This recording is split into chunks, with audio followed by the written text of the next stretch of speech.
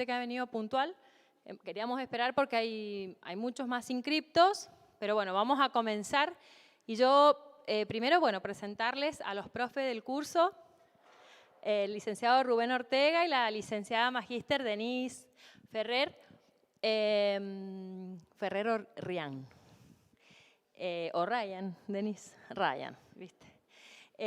Bueno, ellos son dos especialistas en la temática. Ustedes van a hacer este curso de formación política con perspectiva de género. Este es un curso que ya lo hemos dictado anteriormente y como nos pidieron que lo volviéramos a repetir, es que Denise y Rubén lo han reconfigurado un poco para que tenga una duración de 4 semanas. Y como ustedes saben, es un curso semipresencial. ¿Todo el mundo acá sabe lo que es un curso semipresencial? Una parte que tienen que venir, que es como hoy, el primer día y el último día, que tienen que asistir, que es muy importante la asistencia y que el último día es además obligatorio para que puedan recibir después la certificación. Y en el medio van a tener un trabajo a través de la plataforma online, la plataforma virtual que tiene la legislatura, la Escuela de Gobierno, que es el aula virtual de la Escuela de Gobierno. Un poco la idea mía acá es mostrarles rápidamente con lo que se van a encontrar y cómo tienen que hacer para ingresar, para que les sea fácil y sencilla la parte de la virtualidad. Es decir, las instancias presenciales son fáciles porque ustedes van a venir, lo tienen a los profes acá, les consultan lo que quieren, pero la virtualidad, cuando una vez que uno se amolda a esa modalidad y le agarra la mano, digamos, también es muy sencillo y es muy amena y tiene también sus ventajas, que es que ustedes van a poder hacer el curso en los momentos que tengan libre, en el día, en la noche, a las 3 de la mañana, cuando el hijo no los deja descansar, cuando tienen insomnio, cuando llegaron de bailar, bueno, y tienen con muchas ganas de seguir leyendo. Se sientan en la computadora y ustedes saben que necesitan para esto una computadora conectada a internet, ¿sí? Es decir, que yo para poder conectarme al aula virtual de la Escuela de Gobierno necesito una máquina conectada a internet. Ustedes hoy, si se han inscrito a través del formulario, ya están todos habilitados con un usuario y con una contraseña. Si alguno ha venido hoy por primera vez, no se preocupe, mañana en la mañana a primera hora va a tener su usuario y su contraseña. Y les llega a su mail un correo de bienvenida dándoles las instrucciones de cómo tienen que hacer para ingresar. Si por alguna casualidad ese mail, ustedes en la casilla de mensaje de entrada, en la bandeja de entrada donde llegan todos los mensajes, no lo ven, por las dudas revisen el correo, la carpeta que dice correo no deseado o el spam, porque muchas veces suele ir a esa casilla. Si así todo revisaron allí y no les llegó, no importa, se comunican con nosotros por teléfono o por mail y vamos a solucionar el problema. Así que quédense tranquilos que de una u otra manera ustedes van a hacer el curso el cual se han inscrito y el que están interesados en hacer. Y a los cuales yo los felicito y las felicito a cada uno de ustedes porque la verdad que estén acá hoy capacitándose habla de interés que tiene hoy la ciudadanía en aprender esta temática que es tan importante para nosotros, que es la equidad de género. Bueno, para ingresar al aula virtual, ustedes tienen que hacerlo a través de la página de la Escuela de Gobierno. ¿Cómo es el link para entrar a la escuela? Todo esto que yo les voy a decir, el que lo quiera anotar lo anota, pero les tiene que llegar en ese mail que yo les cuento. Así que quédense tranquilos. Ahora es para que lo visualicen y vayan viendo en la compu con lo que se van a encontrar. Y si no, nos llaman. Recuerden que nos pueden llamar o se comunican por mail. La página de la Escuela de Gobierno, y de paso, ustedes al entrar en esa página se pueden enterar de qué otra oferta de formación y de capacitación tenemos, porque tenemos una variada oferta de capacitación que en todos los casos ustedes reciben la certificación si cumplen con los requisitos, ¿no?, para la certificación, pero en todos nuestros cursos tienen una certificación al final. Generalmente damos las certificaciones al finalizar el año. Entonces, escuela.legislaturamendoza.gov.ar es la dirección de la página web de la escuela. Acá Javi, que es uno de los integrantes del equipo de la escuela, me está ayudando. Ustedes van a ingresar a la escuela de capacitación y bueno, por ejemplo, ahí se está promocionando algunas charlas que ya hemos dado, un curso de archivística que comienza el miércoles, que es para un grupo, digamos, de destinatarios específicos, y ustedes allí van a ir pudiendo ver la distinta oferta de la escuela. Fíjense que en la parte superior, bien a la mano derecha, está la opción que dice aula virtual en la barra de menú. Entonces, hacen clic en la barra de aula virtual y les lleva a la plataforma de capacitación. En este caso, arriba, ¿vos ya ingresaste? Ya ingresaste, bueno, no importa. En el botón derecho, yo no me puedo ir hasta allá, a mí me encanta moverme, Denise, y no puedo. Bueno, fíjense que allá donde nos está mostrando Javier, en el extremo superior derecho de la pantalla hay un botón que dice acceder. Ustedes cuando le hacen clic allí, les pide el usuario y la contraseña. Gracias. Cuando les pide el usuario y la contraseña, es lo que les va a llegar a ustedes en ese mail. Les cuento algo. Como criterio, nosotros que usamos el DNI como usuario y el DNI como contraseña. Al principio es así hasta que ustedes se ponen cancheros y aprenden a usar la plataforma. Cuando ya aprenden a usar la plataforma, ustedes si quieren cambiar la contraseña, la cambian. Si no, la dejan. Y si la cambiaron y se olvidaron, don't worry. Nos llaman por teléfono, me dicen, me olvidé la contraseña y la volvemos a blanquear y le ponemos la contraseña que ustedes quieren o le volvemos a poner el DNI para que ustedes la vuelvan a cambiar. Es decir que no se hagan problema porque ustedes no van a hacer ningún daño. Pueden equivocarse, pueden meter la pata, pueden cambiar la contraseña y olvidarse. Háganlo sin temor porque para todo hay solución. Entonces, cuando ustedes ingresen, van a encontrarse que hay una opción que dice Mis cursos. En este caso, la persona que ingresó tiene 2 cursos habilitados. Formación política con perspectiva de género y taller introductorio para el manejo del aula virtual. Esto ya que estoy, les voy a pasar el chivo de este taller. Este es un taller que lo solemos dar a quienes se inscriben y que quieren aprender a manejar el aula, pero desde una computadora. Entonces ustedes se inscriben, nosotros tenemos 10 notebooks, un salón en el otro edificio donde funciona la escuela de gobierno, y en 1 hora hay una profesora que ustedes se sientan con una notebook, es una persona por computadora y les enseñamos a usar el aula virtual. Eso dura 40 minutos, 1 hora ese taller, para el que quiere. También tiene certificación. Pero podrían no hacer el taller y perfectamente van a poder usar el aula virtual. Entonces, van a encontrarse con que si se inscribieron, como les conté, si ya se inscribieron, ya están habilitados. Si hoy han venido sin haberse inscrito, no hay problema, mañana les damos el alta y les va a llegar el correo. Vamos a entrar acá entonces, Javi, al curso con formación política con perspectiva de género. Bajemos y ¿qué se van a encontrar en este curso?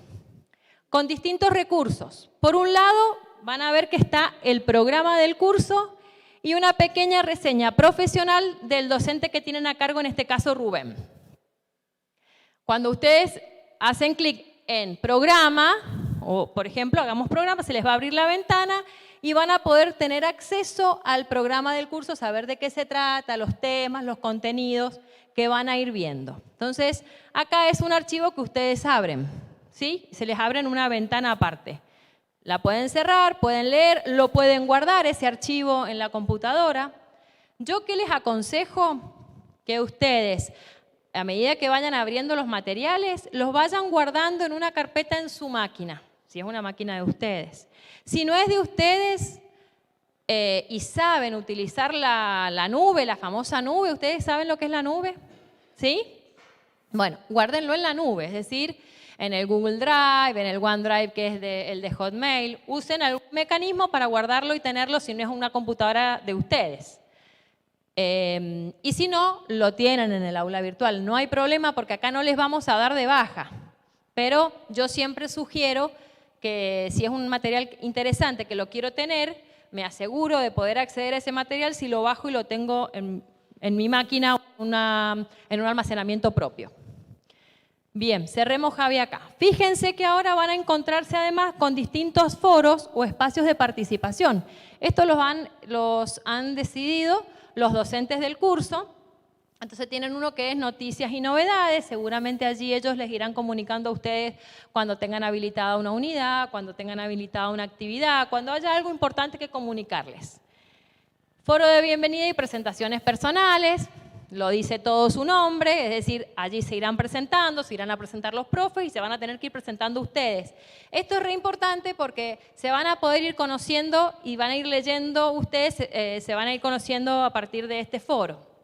Además de que hoy ya han venido y se han visto las caras. Muchos de ustedes y otros se podrán seguir conociendo a partir de esta actividad. Foro de dudas, allí van a consultar lo estrictamente del curso. Y foro de opiniones y puesta en común y debates. Seguramente los profes, entre las actividades didácticas de este curso, será que reflexionen ante distintas temáticas. Bueno, la idea es que lo hagan en ese espacio. Entonces, cada uno de estos espacios está acá. Los tienen acá siempre en la parte superior del curso. Cada una de las unidades, si no me equivoco, son 4 unidades, ¿verdad, profes? Bien, son 4 unidades. Lo más probable es que vayamos habilitando una unidad por semana.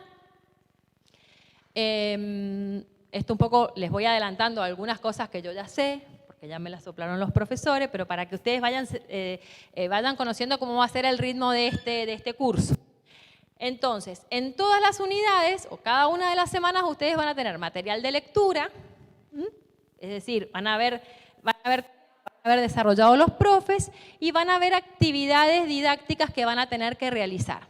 Seguramente pueden llegar a proponerles o actividades que sean más obligatorias y otras que pueden ser complementarios o material complementario, es decir, videos u otros documentos que quizás no sean obligatorios, que pueden ser complementarios. En ese sentido tratamos de ser muy expresivos y bien detallados en la plataforma para que ustedes así lo entiendan. Entonces, acá dice para reflexionar. Seguramente habrá algún video o algo que les va a poner el profesor y un foro en donde después van a tener que aportar su opinión y su reflexión a partir de ese video. Acá hay un bloque que dice manos a la obra.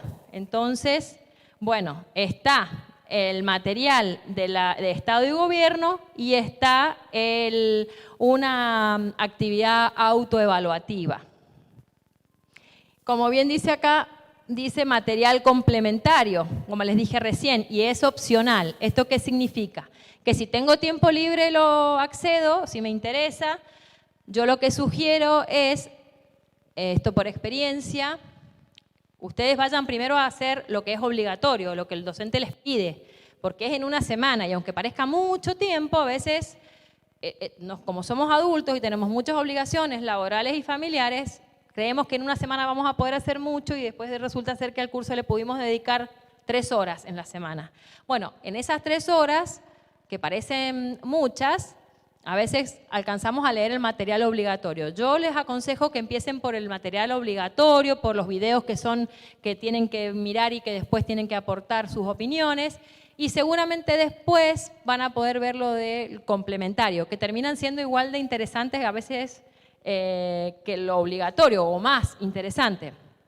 Pero pónganse prioridades para organizarse y ordenarse, porque si no nos pasa que creemos que tenemos mucho para hacer y resulta ser que quizás a lo mejor la unidad 1 no es tan larga y la actividad no es tan larga. Lo que vemos es mucho material complementario, entonces nos sentimos agobiados, creemos que no llegamos y es porque hemos empezado al revés. Empezamos por las actividades complementarias, por lo obligatorio. Bueno, bajemos un poquito más, Javi. Les voy a decir algo. Por ejemplo, cada vez que ustedes ven actividades así, son de abajo el material de lectura. Si lo abrimos, hace clic en división de poderes para que vean.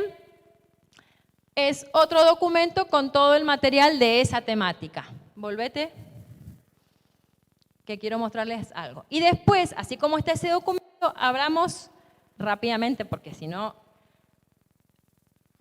bueno, fíjense, espérense, déjamelo ahí. Este cuestionario, si yo quiero abrirlo ahora, no me deja. Me dice que va a estar habilitado recién el 30 de septiembre. Esto es porque los profes ya han ido poniendo tiempos y plazos. Si yo quiero entrar a este cuestionario antes del 30 de septiembre, me dice que no se puede porque recién ese día se va a habilitar. Volvamos. ustedes pueden volverse en algunos casos por esta barra, es decir, por la flechita de atrás, y si no, subime un poquito, Javi, que les quiero mostrar algo. En esta barra, arriba del título, acá, es como cuando en la carpeta, en la computadora, perdón, ustedes están, supónganse, en la carpeta que dice, no sé, curso, formación política, mes, septiembre. Bueno, pasa lo mismo. Acá están como en una estructura de carpetas y están en el curso de formación política, perspectiva de género. Si ustedes hacen clic en un archivo, después pueden o volver hacia atrás o volver a hacer clic acá y les trae a la página principal del curso. Bajemos, quiero ver si hay algún otro recurso. Estas evaluaciones, estas actividades autoevaluativas son autoevaluativas. Eso es para que ustedes vayan viendo si han comprendido tipo controles de lectura, con opciones, con cuestionarios tipo multiple choice, de verdadero y falso, o de múltiple opción, y son muy útiles porque nos sirven para saber si entendimos lo que leímos. Y al momento de hacernos preguntas y respuestas, pudimos responder bien o no. Son, como bien lo dice allí, son autoevaluativas. Tienen como objeto el repaso de los conceptos. Es decir, que si no les va muy bien, tampoco se preocupen, pero lean a conciencia, un poquito. Bajemos, Javi, un poquito más. Fíjense que así tienen hasta el resto de material, e inclusive donde dice material complementario. Todo lo que han visto ahí es todo lo que es el módulo 1, la unidad 1, que parece muy larga, pero hay mucho material complementario, como yo les dije recién. Entonces, primero dedíquense a hacer lo que es obligatorio, que no dice complementario u opcional, y después con el tiempo libre hacen el resto de los videos. Semana a semana vamos a ir habilitando unidad 2, unidad 3 y unidad 4. Y finalmente, si no me equivoco, en noviembre vienen a la última clase esencial, que es muy importante y es obligatoria para poder después recibir el certificado, en donde bueno, los profes les dejarán las consignas y demás. No dejen de comunicarse, por un lado con nosotros, si no pueden entrar al aula, y por otro lado con los profesores por el foro de dudas. Eso es re importante. Y tanto Denise como Rubén van a estar muy atentos a responderles en un plazo mínimo de 24 a 48 horas como máximo, para que ustedes puedan ir avanzando normalmente en el curso. Traten de no quedarse muy atrasados para que después no tengan que leer 3 unidades en una sola semana. Si eso pasa, nosotros, esto es la ventaja que tenemos en este caso, y el criterio que estamos utilizando también en esta modalidad es que si se atrasan un poco no van a quedar fuera del curso. Nosotros les vamos dando tiempos, los vamos ayudando, y en lo que necesiten comuníquense. Y si por algún motivo necesitan un poquito de tiempo, se lo piden a los profes a través del foro y no va a haber inconveniente, pero traten de no quedarse, de ir llevando esto al día. ¿Tienen alguna duda, que me quieran comentar algo, que me quieran preguntar algo? ¿Está todo clarísimo? Si está todo demasiado claro. Sí. Seguramente los profes ahora, yo les robé este tiempo porque quería que supieran esto, me preocupa y me interesa que ustedes sepan que si tienen problema con la virtualidad o con la modalidad, se tienen que comunicar con nosotros, porque este curso es semipresencial. Por más que hayan venido, si no cumplen con la virtualidad, no basta, digamos, y lo mismo con la presencialidad. Así que sí, seguramente va a haber un trabajo final que ahora los profes yo se los dejo y ya les dejo libre para que puedan comenzar con el curso. Sí.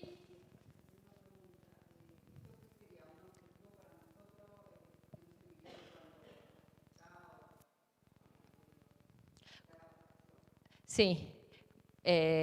¿Hacer la capacitación, decís vos?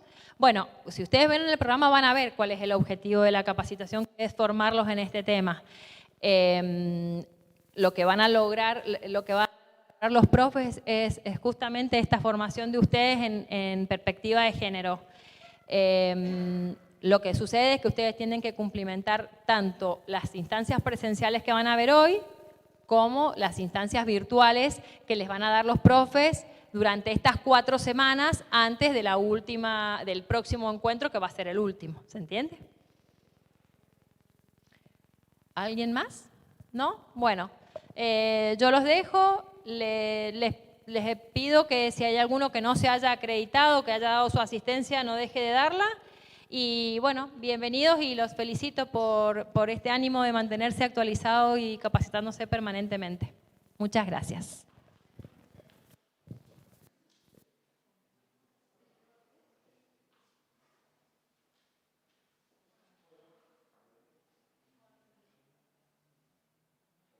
Hola, ¿no? Ahí está. Bueno, bienvenidos, bienvenidas a este curso de formación política con perspectiva de género. Un poco lo que queremos hacer acá, lo que hemos planteado, es abrir un poco la discusión de la política, de la importancia que tiene la política, con esto que se llama la perspectiva de género.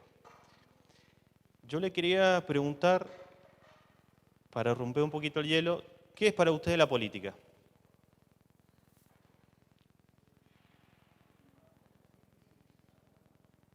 ¿Se animan a decir que un debate? ¿Está bien?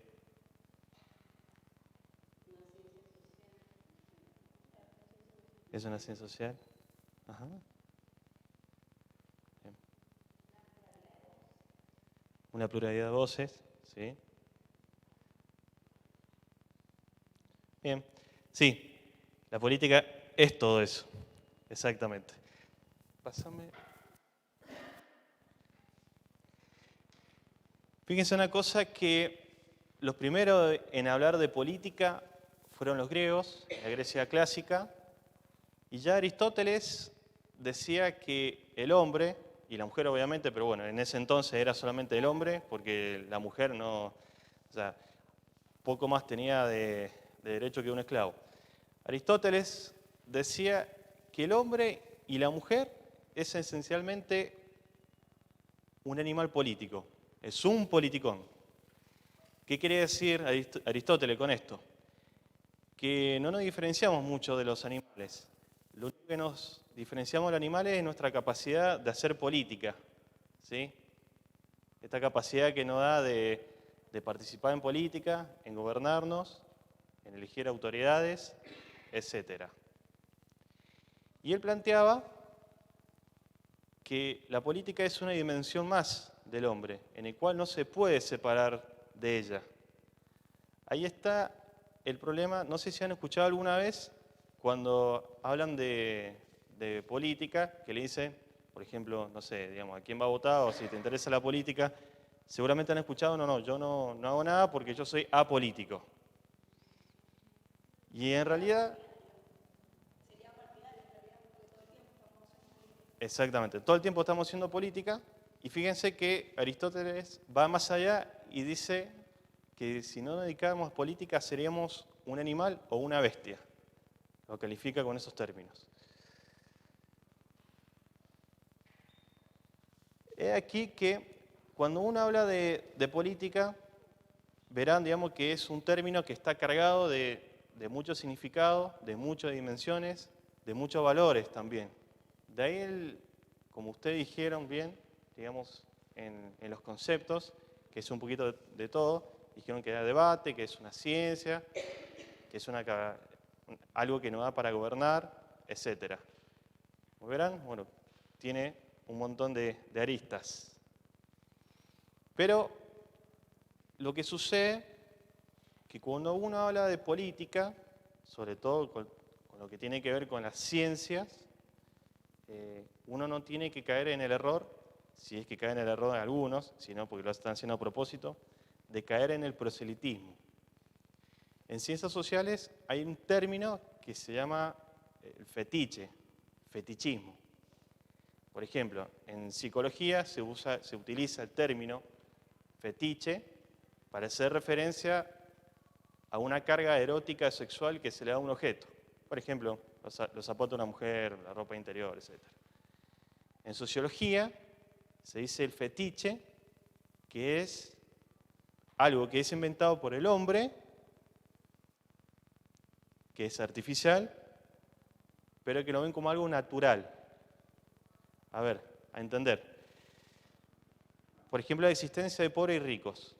Es como que si siempre hubo pobres y ricos, tiene que ser algo natural. la dominación que hace el hombre con la mujer también es algo natural. No, es un fetiche, es algo que es una creación del hombre, es algo artificial. En ciencias sociales, en ciencias políticas, se utiliza el término fetiche cuando se encubre un acto político por otro. ¿Sí? Por ejemplo, acá venimos a reflexionar de política, nos vamos a acercar a algunos autores clásicos, qué es lo que se está discutiendo, debatiendo, pero no venimos a decir, bueno, y con esto hay que votar al candidato A o esto hay que votar al candidato B, con la cercanía que estamos en elecciones, que es el próximo domingo. Y en el marxismo también toma el término fetichismo, cuando habla del fetichismo de la mercancía, que habla, el fetichismo de mercancía, bueno, me estoy yendo un poco del tema, pero bueno, ya que saqué el tema, hace referencia al, por ejemplo, bueno, una silla donde están sentados ustedes, qué es lo que hay detrás de toda esa silla, cuáles son los procesos que hay, las relaciones de producción, los modos de producción, etc. A ver, sigamos. Acá hay 4 grandes grupos de autores, obviamente que no están todos, son los que a mí me parece importante para que, bueno, más o menos nos acerquemos a las distintas aristas y dimensiones que tiene la política. Tenemos, por ejemplo, bueno, autores como Maquiavelo, seguramente si lo han escuchado hablar, se le han atribuido una frase que él nunca la dijo, que es el fin justifica los medios. Se lo atribuye a él, pero Maquiavelo nunca dijo esa frase. Él lo que quería hacer referencia, es algo que sí lo escribe él en el libro El Príncipe, que dice, él habla de la razón de Estado. Y es que el gobernante tiene que hacer todo lo que tiene a sus medios, a su alcance, para conservar o aumentar el poder del Estado. Entonces, bueno, ahí más o menos lo vieron, sí, el fin justifica. Él entiende, bueno, que la política es el control sobre las personas y sobre los recursos. Dahl también habla un poquito de eso. Y fíjense lo que dice autores como, que en general la mayoría se embarcan ahí, Aristóteles, Locke, Parsons, hay varios autores que dicen, no, cuando nosotros hablamos de política y hacemos política, tiene que estar orientado al bien común, al bienestar general. No se puede entender que la política se tiene que salir de esos sectores y de ese ámbito. Schmitt, él habla de política con una lógica de amigo-enemigo. Él es alemán, fue uno de los ideólogos del nazismo, y esto es importante porque hasta ese entonces, cuando se hablaba de política, no se hablaba de enemigo, se hablaba del otro como si fuera un oponente, como si fuera un adversario, y acá entra el término de enemigo. Y fíjense qué peligroso que es eso, porque un contrincante, un adversario, de alguna manera, van a participar en algún punto, en este caso puede ser en las elecciones, puede ser en cualquier lado, y sin embargo es algo que se van a ganar o perder, pero va a seguir ahí. En cambio el enemigo nos llama a que hay que combatirlo, y combatirlo en todos los aspectos, en el plano ideológico, en el plano político, incluso en el plano físico.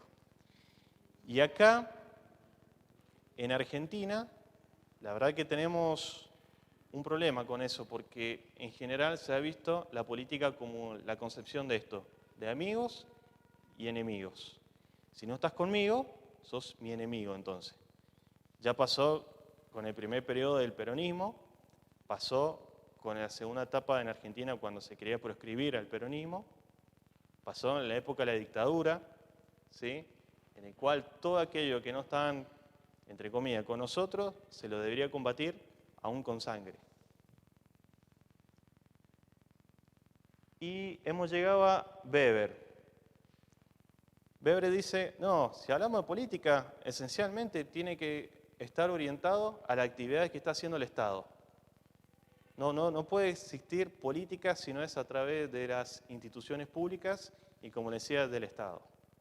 Como verán, estos grupos de autores enmarcan de diferente manera y de alguna manera, no sé si logran identificarlo, que hay como dos vertientes o dos corrientes. Una que nos dice que la política es esencialmente cooperación, consenso, y otro que habla de que la política es generadora de conflictos, de grieta. ¿Se animan a decir más o menos algunos autores cómo están embarcados? ¿Quién puede estar del lado de la grieta, por así decirlo? Sí. Sí, esencialmente. Y Weber también. Sí, esencialmente Aristóteles y Locke son los que ven la política como consenso. Acá en este curso vamos a citar mucho a Weber porque él nos trae ese concepto de poder que dice que es la probabilidad de imponer la propia voluntad a un grupo de personas, independientemente si estos quieran o no, con el objetivo de alcanzar un fin. Weber, cuando habla de poder, también está hablando en un término más específico de dominio. Para que haya dominio, necesariamente tiene que haber obediencia. Weber identifica tres tipos de dominio. El dominio tradicional, que es aquel que su accionar se basa en la tradición, en las costumbres, como por ejemplo lo que sucede con la dominación que ejerce el padre sobre el hijo, la figura de pater familia, sobre el hijo, sobre los bienes, sobre la mujer también. Ese tipo de dominación se da en el ámbito de la tradición. Pero no es el único. Tenemos la dominación racional legal, que es el tipo de dominio que se ejerce hoy en día en el Estado. No sé si han escuchado alguna vez. No, un segundo, que recién pasó Silvia Castel. ¿Cómo les va? Buenas tardes. La directora de la escuela, y me pidió si podía pasar a saludar. Bueno, recién me desocupo y digo, ya que tengo la oportunidad, vení, Silvita. Así que le pido disculpas, profe. Le pido disculpas, no entretenerlas demasiado. En principio, agradecerles por estar acá. La verdad que es sumamente importante, creo, por todos los cambios que estamos viviendo, tan profundos, tan importantes. Y fue una de las primeras cuestiones que nos plantearon en las asambleas por la equidad. Bueno, acá hay personas que han estado en las asambleas por la equidad, algunas. Pero fueron asambleas que llevamos adelante en el recinto. A partir de ahí hicimos un diagnóstico participativo y esta fue una de las iniciativas que pidieron. Y la llevamos adelante el año pasado. Nos volvieron a pedir. Hay mucha gente inscripta además, cosa que yo me alegro. Yo ya como que estoy de despedidas. Me parece muy bien que haya muchas mujeres, pero también muchos hombres que empiecen a tomar conciencia de este cambio fuerte que se va dando en la sociedad, pero que además las mujeres fundamentalmente se preparen para asumirlo. Hoy festejamos el día, hoy es 23, ¿no? Sí. Hoy festejamos el día del voto femenino, la primera vez que se votó en la Argentina. Y esto fue un largo proceso que se inicia, yo diría, previamente, o bueno, por ahí cuando fue en 1912 el voto universal, obligatorio. Ese voto, si bien no excluía a las mujeres, nadie se les ocurrió que podían empadronar las mujeres, porque nosotros éramos civilmente incapaces. El Código Civil ya nos ponía en un estatus que era equiparadas a los niños con respecto a los derechos. Entonces, la mujer, por ejemplo, se decía que ese era un código muy de avanzada porque la mujer podía testar, o sea, podía recibir la herencia de su madres, que antes solo la recibían los hermanos varones. Pero el Código Civil de Vélez, que es de 1859, les permite recibir herencia. Pero todos los demás derechos, no. O sea, la herencia la recibían, pero la administraba el varón, porque, por ejemplo, no podían abrir una cuenta bancaria, no podían firmar, no podían decidir, ¿cierto?, qué hacían con ese dinero. Entonces, imagínense que en ese momento a nadie se le iba a ocurrir ni siquiera armar un padrón con mujeres. Y hubo un comité pro voto femenino que se formó de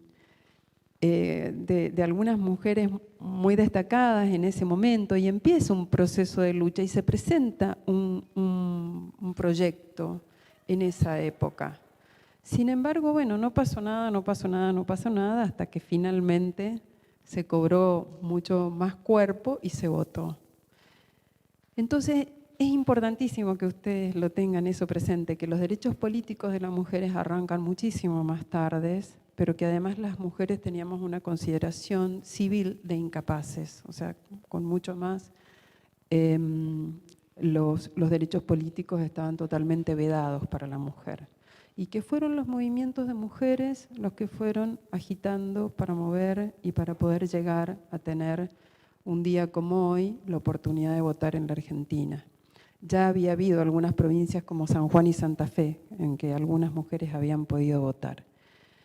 Así es que, bueno, muy contenta de que hoy estén en el curso. Le pido disculpas otra vez al profesor, decirles que cuenten con nosotros, que esta es la legislatura abierta, es la casa de ustedes, que pronto va a estar ampliada esa casa, yo me voy a ir, pero va a quedar un edificio mucho más grande del que está acá. Estén atentas que al Facebook y demás, que nos encantaría que nos acompañen para la inauguración, nos fascinaría que estuvieran para la inauguración. Va a ser la semana que viene, ahora les confirmo después, bueno, Denise les pasará la invitación, pero cuando el día que sea esa va a tener espacios apropiados para que ustedes se apropien de ellos, para que la hagan propia, para que sea una verdadera casa de la democracia y no tenga limitaciones de espacio. Así es que muy bienvenidas y bienvenidos también, y muy oportuno el día, lo dejo al profe que siga. Muchas gracias.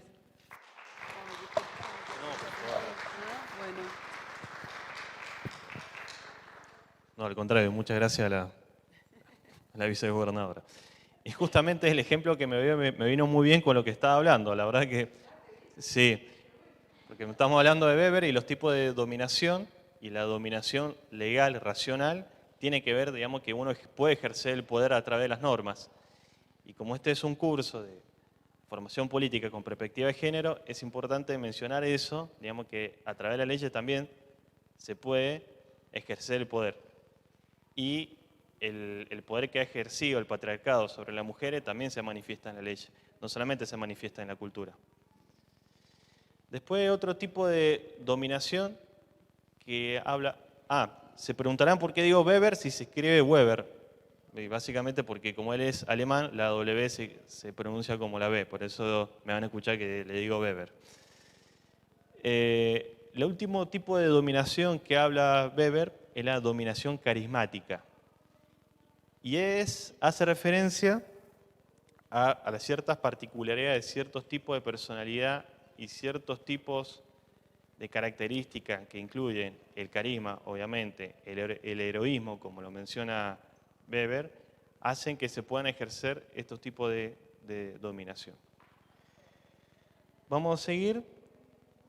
Y hay una tipología básica de poder que seguramente lo han escuchado o lo han visto, que es cómo se puede ejercer el poder. Poder económico. No es de Weber, pero me pareció la pena mencionarlo. Tenemos el poder económico, el poder político y el poder ideológico. Sobre todo con el poder económico, cuando se está haciendo uso y abuso, trae consecuencias. Yo les quiero hacer una pregunta.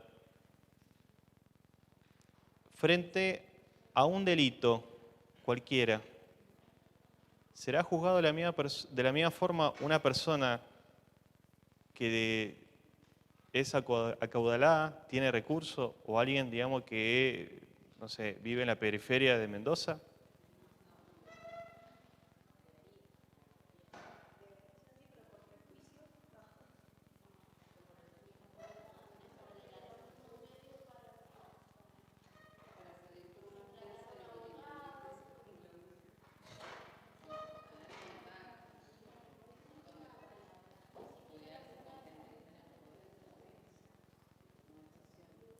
La fianza, por ejemplo, sí, acá como se nombró acá. ¿Quién puede pagar una fianza de lo que vale una fianza? Entonces, sin duda, digamos que la riqueza, el dinero, trae como consecuencia el poder y es atenta también contra la democracia. La democracia, en definitiva, lo que intenta buscar es la igualdad. Y este tipo, las tipologías básicas en realidad de poder, sobre todo cuando recaen sobre una persona, un grupo de personas, se hace uso y abuso de la libertad. Después tenemos el poder político y acá entramos a lo que es que el Estado es el único legitimado para usar el uso de la fuerza. Es lo que se llama el poder de policía. El poder de policía es básicamente limitar los derechos y garantías que tenemos nosotros. Por ejemplo, nosotros tenemos toda plena libertad de circular por la calle, pero sin embargo la policía no puede detener. Esto siempre en el marco de la legalidad, no hablemos, digamos, de situaciones en las cuales hay abuso de poder, gatillos fáciles, etcétera, que eso incluso está penado. Pero sí le digo que el Estado es el único en el cual hace legal el uso de la fuerza. Después tenemos que acá entramos en la ideología, ¿sí? Ideología, igual que política, tiene un montón de significados, diferentes aristas que se pueden mencionar, diferentes dimensiones. Y han escuchado la palabra ideología, ¿verdad? ¿Sí? Han escuchado que existe todo tipo de ideología, y la ideología marxista, si se quiere, la ideología de género, etc.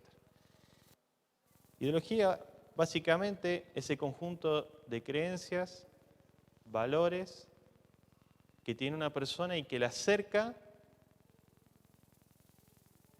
a todo lo que lo rodea, ¿sí? Es decir, ¿qué es lo que crea la relación entre lo visible y lo invisible, entre lo que se ve y entre lo que no se ve? Althusser decía que todo es ideología. La forma que se configura en las ciudades es ideología. La ideología no escapa a nada ni a nadie. Todos estamos traspasados por la ideología. Para que se den una idea, cuando entran en una iglesia, se dan cuenta, digamos, que la mayoría de los templos tienen la particularidad, digamos, que son altos, altos, altos, digamos, que tienen una gran bóveda. Y la idea, cuando uno entra en la iglesia, es sentirse chiquitito. Sobre todo esto pasaba en la Edad Media, cuando construían terribles catedrales. Y es ideología. Es ideología. La forma en la cual nos relacionamos también es ideología. Ahí dice que para ejercer el poder ideológico lo hacen a través de los valores, en el cual vamos a encontrar que lo que ejercen esos tipos de valores, lo vamos a encontrar, ya les hablo bien acerca de esto, a través de los intelectuales orgánicos, entre los que se encuentran también los sacerdotes, los periodistas, los gremialistas, etc. Acá entramos ya fuertemente en lo que es ideología. El primero en mencionarlo fue de Stud de Tracy, en la época de la Revolución Francesa, en el cual él hacía referencia a que la ideología era el estudio de las ideas y de las doctrinas. Medio siglo más tarde, con Marx, va a decir que la ideología es falsa conciencia. Es decir, que la ideología está al servicio de las clases dominantes para que éstas sigan ejerciendo el poder. Y la única forma, según la tradición y la teoría marxista, es la toma de conciencia. La mayoría de los autores que hablan de ideología tiene una fuerte trascendencia marxista. Y esto se debe a que son los primeros en pensarla y reflexionarla. Ellos pensaban que la forma en que se reproducen la dominación no se puede simplemente a través del aparato coercitivo del Estado. Ahí van a ver que dice Althusser, que se lo había mencionado más temprano, y dice dos palabras, are y aie. Are significa aparato represivo del Estado, básicamente la policía, ¿sí? Y dice aie, aparatos ideológicos del Estado. Fíjense que acá cuando hablamos de ideología hay dos palabras que se le suman, que es aparato y es Estado. ¿Se acuerdan que le decía, y lo que dice Tusser, que todo es ideología? Y el Estado es uno de los mayores promotores de la ideología. ¿Y cómo se reproduce esta ideología? Se reproduce en los colegios. Por ejemplo, le nombro un caso. Uno tendería a pensar que solamente en los colegios se enseñan conocimientos científicos, se enseñan matemáticas, se enseña lengua, se enseña historia y toda la materia que se le puede ocurrir. No solamente enseña eso. La forma en que están distribuidos los bancos, la forma en la cual los profesores se paran. Fíjense qué es lo que sucede cuando un compañerito le saca un objeto al otro compañerito. La maestra lo reta. Bueno, ahí le está enseñando el valor que tiene la propiedad privada. Y así con un montón de valores, un montón de significados que hacen a la ideología. Y encontramos...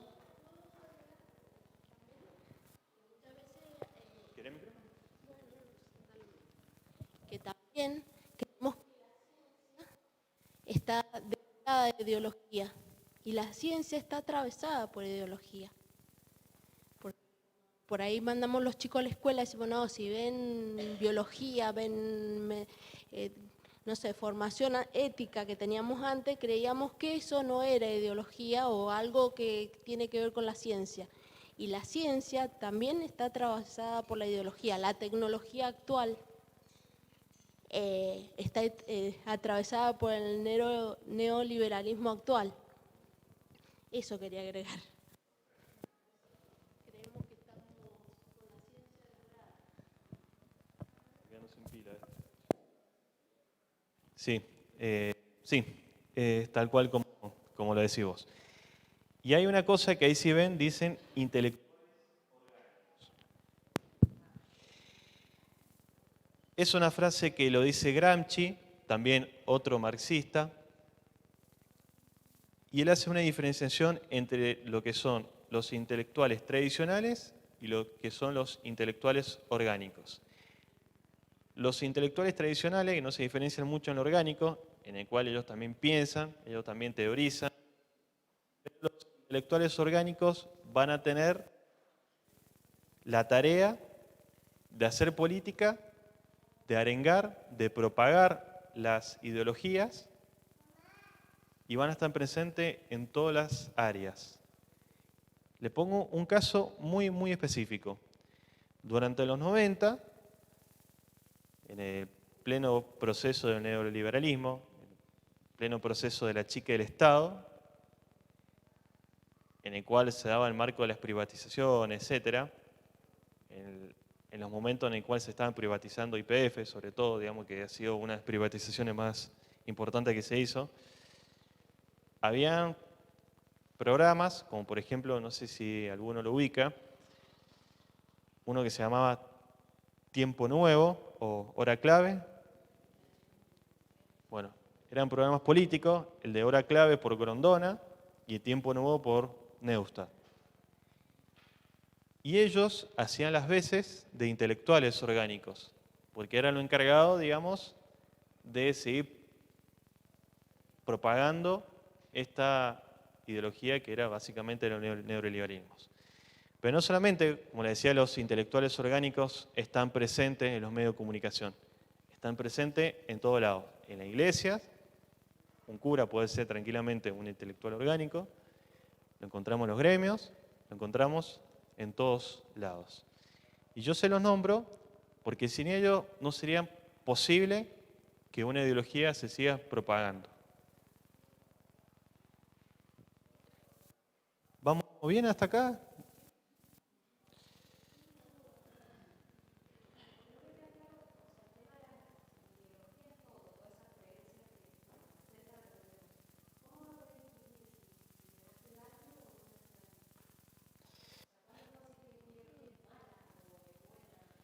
Bien. Lo que me pregunté es importante y va a depender mucho del sistema de valores que uno tenga. Yo acá, digamos, no te puedo decir esta ideología es buena, esta ideología es mala. Hay alguna que creo que todos estaríamos de acuerdo, en el cual matar a otro ser humano, creo que todos estamos de acuerdo, digamos, de que es algo malo, ¿no es cierto? Hay ideología. Como le decía, esto va a depender del sistema de valores que tenga cada uno y del contexto social en el cual estamos presentes y cultural también.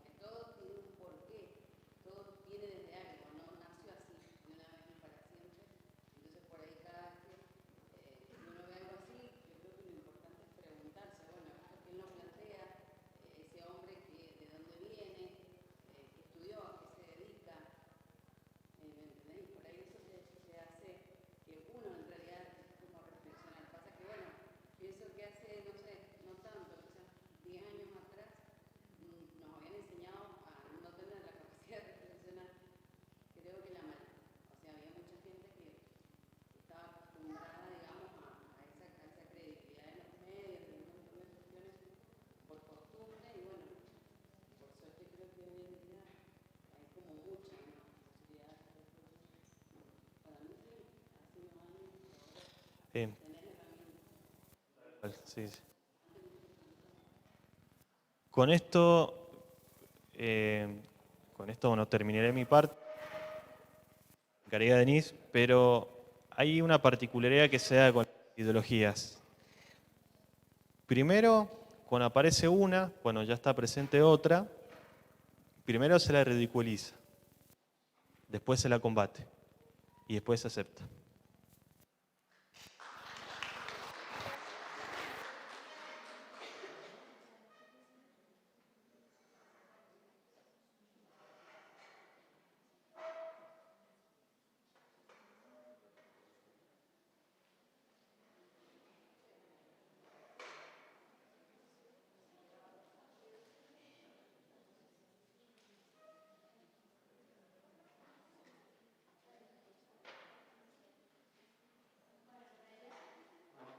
En realidad lo que yo voy a hacer es un poco seguir con todos estos conceptos que venía explicando Rubén, según distintos autores de nuestra filosofía occidental, por lo menos, que a lo largo del tiempo, es decir, que han vivido distintos contextos, han ido teorizando sobre lo que es el poder, la igualdad, la libertad. Y un poco para terminar, con algunas pensadoras del feminismo, de las distintas olas, que en la unidad 2 van a ver, si ya no lo han visto, que a nivel internacional el feminismo como movimiento histórico puede dividirse en 4 grandes olas, de acuerdo a los intereses que tenía cada una de las olas en los contextos distintos. Así que bueno, un poco la idea era arrancar con conceptos puntuales. No les voy a hablar de un solo autor así todo, sino un poquito de cada uno y que va llevándonos a la idea de entender más a las feministas en su contexto y en sus ideologías, en sus maneras de interpretar el mundo y en sus reclamos. Cuando hablamos de Immanuel Kant, que ha escrito un montón de libros, ¿alguno acá viene de las humanidades? ¿Sí? En muchas carreras, claro, de psicología, ciencia política, claro, derecho. Kant hace una distinción muy básica, que es lo que es el noumeno y que lo que es el fenómeno. ¿Lo habían escuchado alguien? ¿Sí? Bueno, el noumeno, a ver, ¿quién quiere decir qué era? No, me dicen. Primero me dijeron que sí y ahora no. ¿Qué es el noumeno? Según Kant, noumeno es lo que la cosa es. Y el fenómeno es lo que se cree que la cosa es. ¿Por qué hace él esta distinción? Porque dice que en realidad nosotros, cuando tenemos un pensamiento o creemos algo, tenemos una idea de algo, lo damos como un hecho. Y en realidad lo que él busca decir es que nosotros, cuando percibimos la realidad desde que nacemos, lo hacemos a través de los sentidos, del tacto, del oído, del olfato. Y todo eso que nosotros sentimos a través de nuestros 5 sentidos, lo procesamos en un sistema de valores. Y lo que yo pienso no es la cosa en sí. Yo puedo pensar en una mesa, pero no es una idea de mesa, no es una mesa real que está acá. Es mi idea de mesa. Entonces yo a través de los sentidos voy a ir percibiendo las cosas y creando una idea de lo que son esas cosas. Pero en realidad no son las cosas en sí. Por ejemplo, yo les podría decir, ¿la libertad existe como un objeto tangible, perceptible por los sentidos? No, es una idea. Nosotros tenemos una idea que no es un objeto concreto, por ejemplo. Alexis de Tocqueville, y ahí vengo con el tema de la libertad, hace un planteo que está bueno ver acá. Él no habla directamente de la relación de sometimiento mujer-varón o de cuestiones de género, pero hace un planteo con respecto a la igualdad. ¿Cuáles eran las 3 palabritas de la Revolución Francesa? A ver.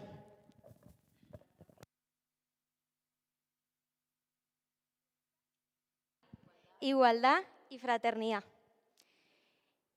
Él vivió la Revolución Francesa, vivió toda la masacre que hubo después, porque después de la Revolución Francesa no es que de repente hubo una democracia como en Estados Unidos ya se había ido conformando.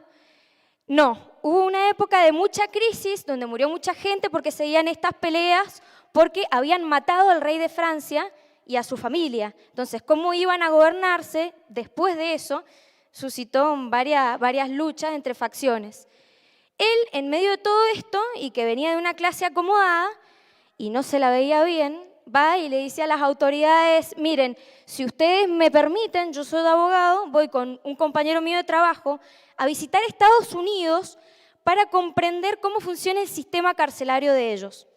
Entonces, bueno, le dan el ok, no le dan plata, pero él se va a hacer ese estudio con la venida de las autoridades de Francia de ese momento. Él en realidad no iba a estudiar el sistema carcelario que había en Estados Unidos. Estados Unidos fue el primer país en 1776 que tiene un sistema democrático. Entonces él iba a estudiar eso, cómo habían hecho los norteamericanos para instaurar un sistema democrático que en Francia todavía no existía. El único lugar donde podía estudiarlo era ahí en Estados Unidos. Entonces él en realidad cuestiona 2 grandes de esas ideas de la Revolución Francesa, que son la igualdad y la libertad. Cuando él empieza a ver, por ejemplo, que ya en esta época acaba de terminar la abolición de la esclavitud en Estados Unidos. Es decir, ya había igualdad de razas, por lo menos en lo legal. Pero él lo que empieza a ver es que a pesar... todavía no pasaba eso. Él lo que empieza a ver es que antes de que se dé esa abolición de la esclavitud, por más de que los negros del norte eran libres, los del sur vivían en mejores condiciones. Entonces él empieza a analizar esto y dice, me parece que la idea de igualdad acá está demasiado sobrevalorada, porque nosotros en Francia no tenemos un sistema democrático todavía, pero hay cuestiones de igualdad o de libertad que vemos de otra forma. Entonces él empieza a decir, bueno, a ver, ellos dicen que son el país de la igualdad, los negros tienen derecho a ir a votar, entonces se para en que sigue analizando cómo era la situación de los negros y de los blancos en Estados Unidos, a pesar de que ya no había esclavitud en el norte, se para y empieza a ver que en toda la mañana no había ni una sola persona negra que caía a votar. Entonces le pregunta a la gente de ahí, ¿cómo puede ser que nadie, ninguna persona de color, se acerque a votar si está permitido, si está en sus leyes? Y le dice, no, lo que pasa es que si se acerca una persona negra, acá lo hacemos, acá no entra. Entonces empieza a ver esa diferencia entre lo que es la igualdad legal y la igualdad real. Una cosa es que se sancione una ley que dice que los negros van a tener el mismo derecho a votar que los blancos, y otra cosa es que la cultura de una sociedad internalice esa norma y cambie sus prácticas. Nosotros en muchos de los talleres que damos preguntamos, a ver, ¿qué es más fácil, cambiar una ley o cambiar una cultura? A veces y a veces. Pero en este caso, si se sanciona primero una ley, porque la cultura a veces dinamiza también cambios legales, pero cuando se cambia una ley, cambiar la práctica social, imagínense que no es porque de repente un día el Congreso votó a favor de tratar en igualdad a los negros y resulta que hace 50 años que los trato como si fueran escoria porque trabajaban en mi casa. O sea, en la cabeza de la gente, la conciencia, el nivel de reflexión y los valores son mucho más difíciles de cambiar muchas veces porque es un proceso mucho más largo, muchas veces, que la sanción de una ley. Entonces, bueno, él empieza a ver esta diferencia entre lo que era la igualdad legal y la igualdad real. Los negros, según la Constitución, según las leyes de Estados Unidos en el norte, podían votar, pero en la realidad no votaban porque la segregación que había hacía que en realidad esa igualdad no fuera real en los hechos. Otro de los aspectos que él critica de Estados Unidos es que él se da cuenta que a medida que tenía que viajar por todo el territorio, inspeccionando las cárceles que habían en ese momento para cumplir con el informe que le habían dicho que le iban a dar a las autoridades francesas, él empieza a analizar otro fenómeno que tiene que ver más con el capitalismo. Y empieza a ver que mientras él viajaba con el amigo por todos lados, tenía que hospedarse en casas de estadounidenses que le dejaran entrar por una noche, porque no habían hoteles por todos lados. Y tenía que caminar, cabalgar muchos kilómetros. Y empieza a ver que en todas las casas a donde iba, nadie le preguntaba ni cómo se llamaba, ni de dónde venía, ni qué era lo que hacía ahí. Era como que lo dejaban dormir y él se iba, no entablaba una relación con la persona que le prestaba la casa. Entonces un día le pregunta a una persona, bueno, pero ¿no te interesa qué hago, de dónde vengo, cómo me llamo? Y dice, no, en realidad lo que yo estoy haciendo es prestarte un servicio. Porque cuando yo viajo, necesito que alguien me preste ese servicio a mí. Y mientras yo estoy acá construyendo una casa en un terreno que le había dado el gobierno, mientras estoy acá construyendo mi casa y mi familia todavía no viene para acá, yo necesito viajar y hospedarme en otros lados. Entonces empezó a ver que este tema de la libertad también era un poco relativo en las concepciones que habían entre Francia y Estados Unidos.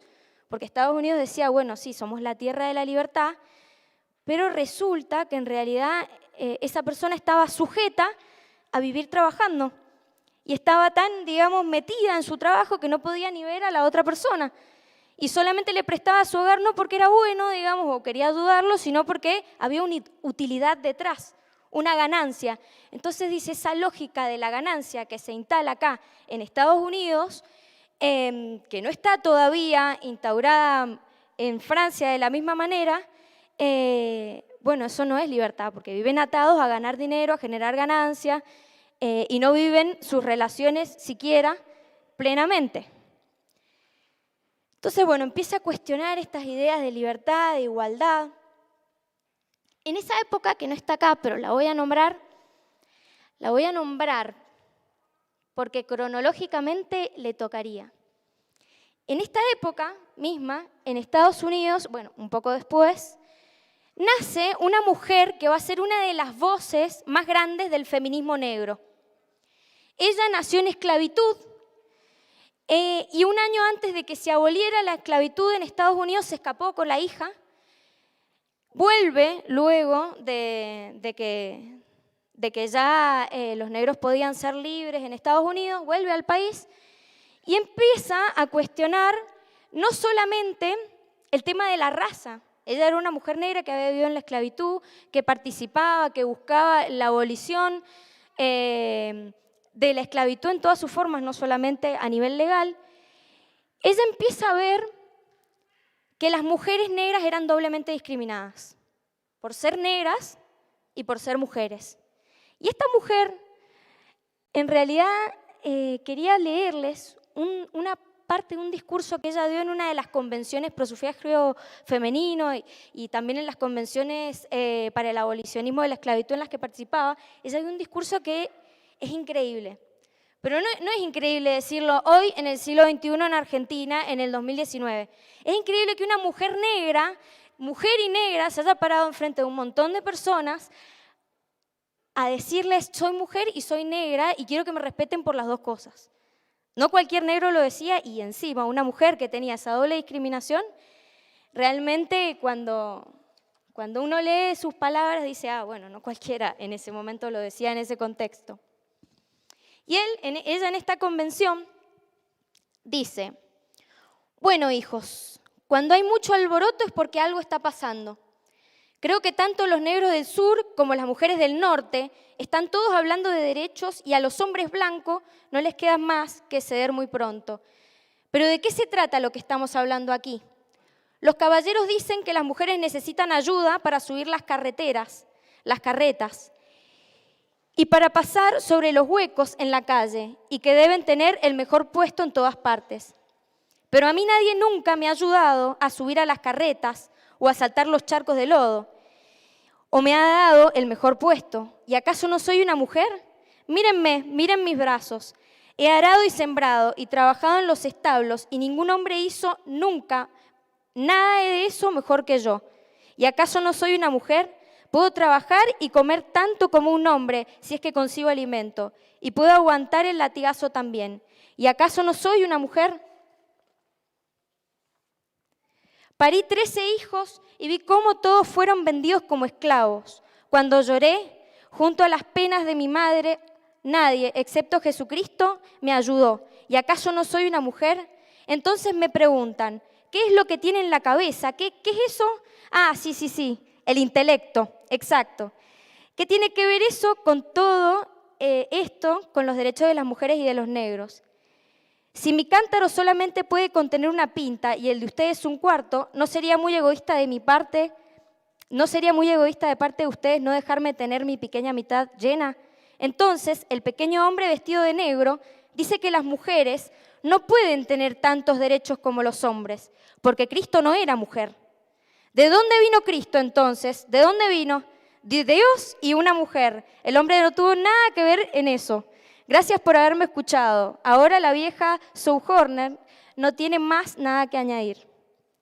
Bueno, imagínense en 1800 y pico en Estados Unidos una mujer negra parándose enfrente de una audiencia y diciendo todo eso. O sea, realmente es increíble. Después a ella la contratan como enfermera durante las guerras. Ella busca gente negra que acompañara, digamos, la guerra por la esclavitud en Estados Unidos. O sea que fue activista política increíble.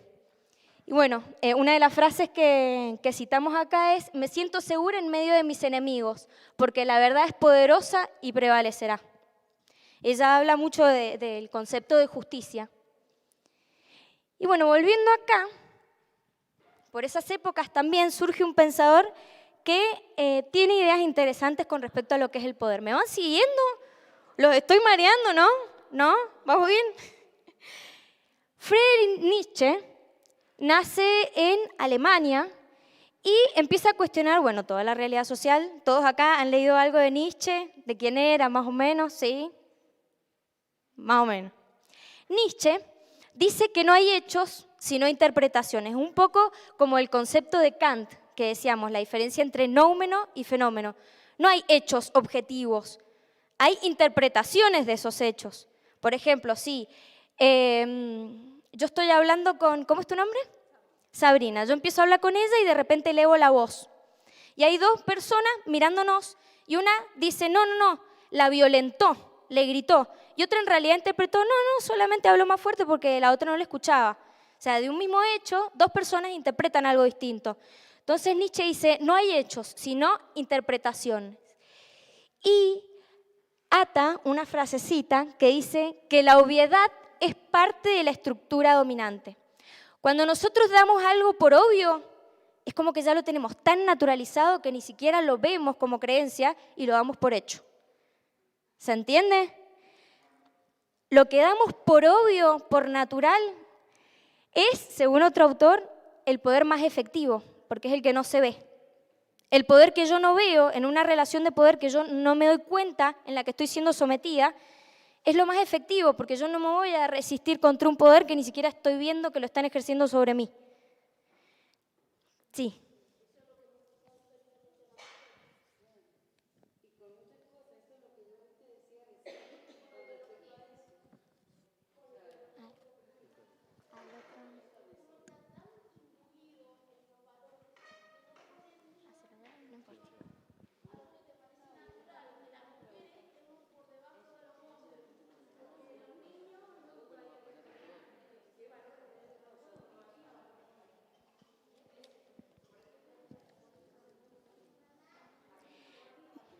Bueno, a ver, ¿quieren que les pasemos el micrófono para que...?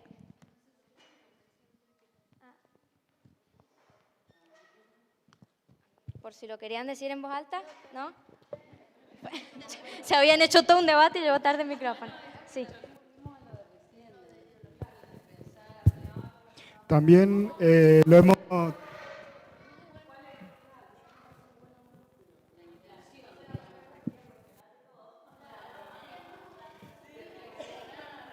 También lo hemos vivido en el colectivo LGBTIQ+, con el tema del matrimonio igualitario y el tema de la adopción, donde se ponen los valores y la ideología primero, y sobre la implementación de la educación sexual integral en los colegios, que es una ley, pero como hablábamos, la realidad todavía no se implementa por los valores eclesiásticos religiosos que no lo permiten.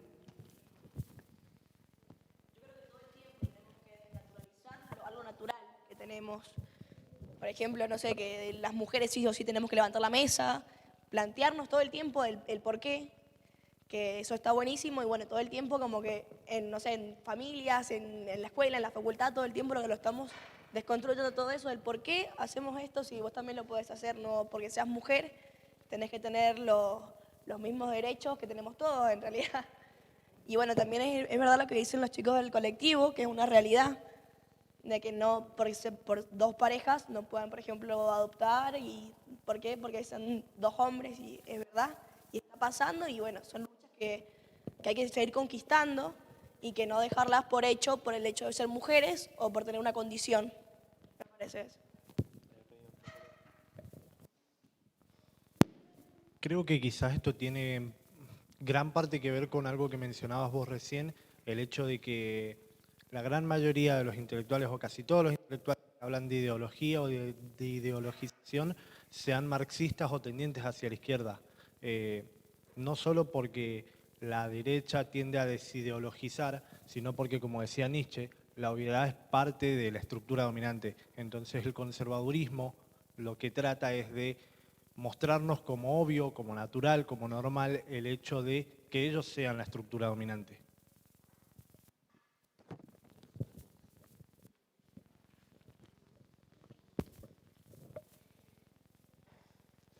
Bueno, y uno de los pensadores que traíamos hoy día es Foucault. Todos han escuchado de Foucault, alguna vez lo han nombrado. O él se dice que es uno de los pensadores del poder. Y dice, bueno, el poder, lejos de estorbar al saber, lo produce. ¿Qué creen que significa esto? Puede ser que tenga que ver un poco con lo que decía Rubén de los distintos tipos de poder que hay. Por ejemplo, el poder económico, el poder político.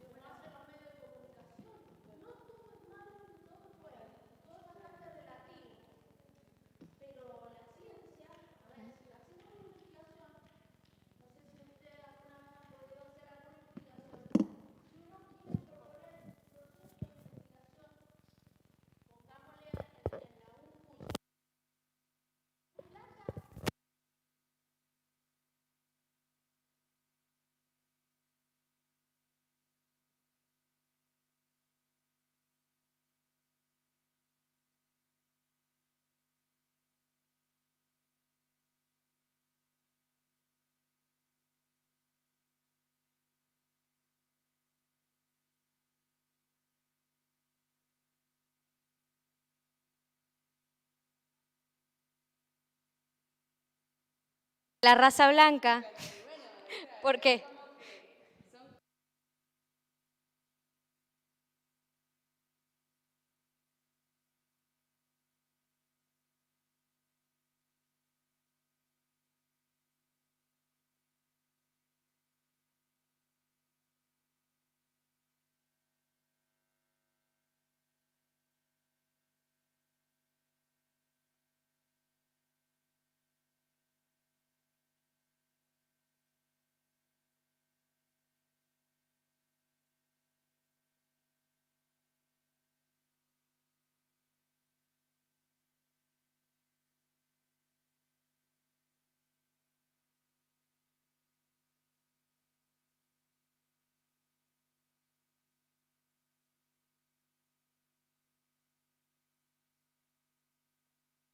Por allá atrás. Ahí.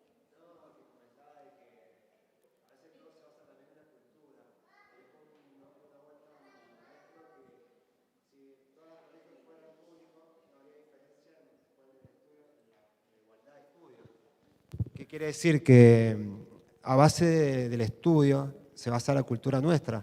A base, si vos tenés colegios públicos y tenés colegios privados, va a haber siempre una gran diferencia. Entonces nunca va a haber una igualdad. Y la otra es la libertad del dejar ser. Cada persona somos diferentes y todos tenemos pensamientos diferentes. El solo hecho de dejar ser libre a la otra persona es la libertad hacia todos y el respeto y la humildad hacia lo que se basa todo.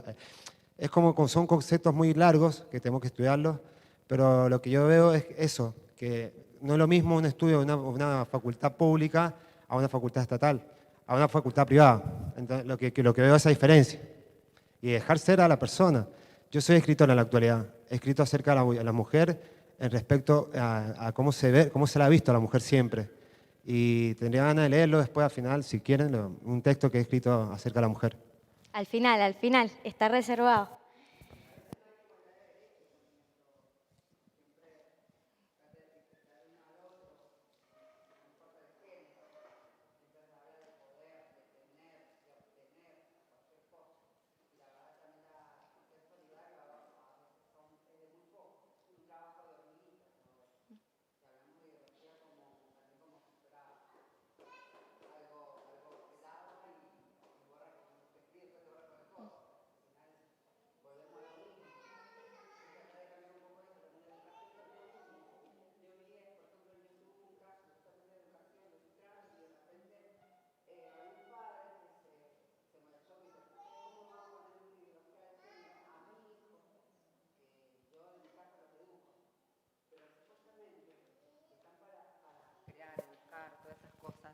Deberían también darnos la oportunidad, porque no sabes si es un médico, un doctor después que te va a atender, o un político, lo que sea. O sea, un poco abrir la mente también, ¿no?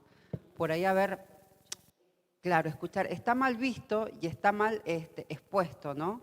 El tema también de transgénero, de ideología de género. Se empieza que al inculcar esas cosas a unos chicos, dice, pero es niño recién. A veces los niños no necesitan que los expliques. Ellos lo ven, ellos lo tactan, ellos tienen sentido, olfato, ven, actúan realmente como un adulto y a veces los padres no están a veces ahí. A veces voy a decir, bueno, sí, pero ¿y qué pasó cuando tu hijo te lo violaron? La mujer le golpearon o esto. ¿Dónde estuviste? ¿Qué educación? Entonces, antes de por ahí decir, bueno, no quiero que me inculque esa ideología de género a mi hijo porque es una escuela privada o es una escuela pública. No, primero antes de eso informate, antes de decir no a la ideología de género, perdón. ¿Me entienden? Entonces, no es tan así. A mí me chocó mucho eso porque al final también uno lucha para la educación para poder informarse, no para trastornarlo o decir, bueno, son unos pocos nada más, no va a pasar nada. No es así tampoco. O sea, uno está luchando por todos somos una sola raza, no somos de color. Somos todos humanos. Todos somos seres humanos. Y si querés derecho, deja vivir y también respetar a los demás. Es cortita, o sea, me parece. Bueno, Foucault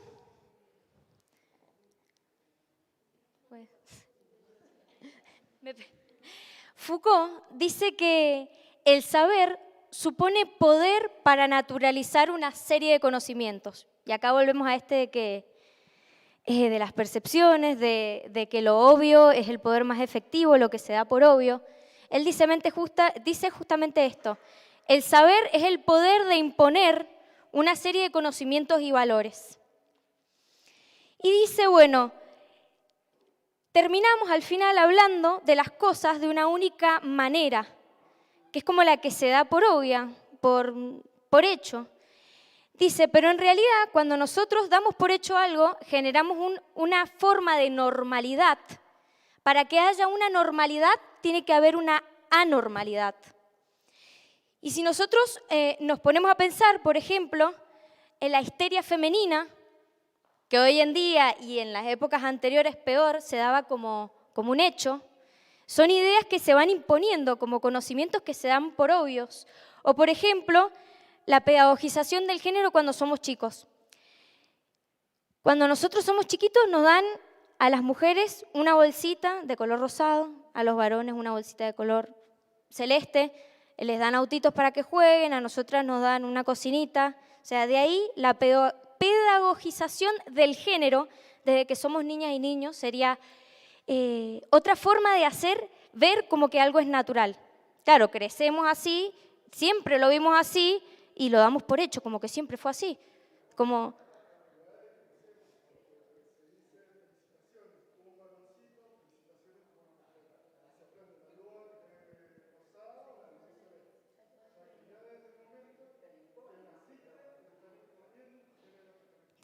Se impone un modelo de normalidad. Entonces todo lo que se aleja de ese modelo de normalidad es anormal.